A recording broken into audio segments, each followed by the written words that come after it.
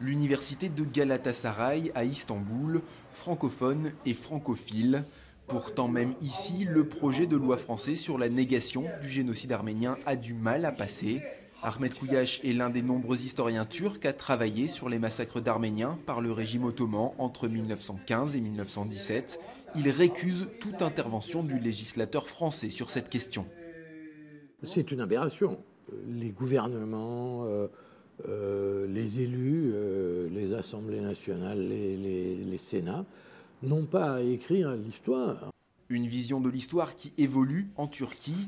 La doctrine officielle minimisant ces massacres est remise en cause, notamment par le journaliste Hassan Cemal. En 2008, il marquait les esprits en se recueillant au mausolée du génocide à Erevan, en Arménie. Mais selon lui, la loi française risque de faire le jeu des nationalistes en transformant la question arménienne en affaire de politique étrangère.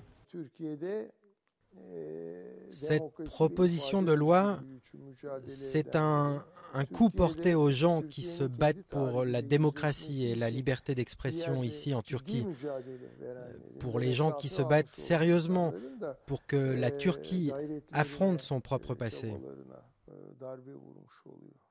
Les rues d'Istanbul, les réactions au projet de loi se partagent entre critiques de la France et contestation du génocide arménien.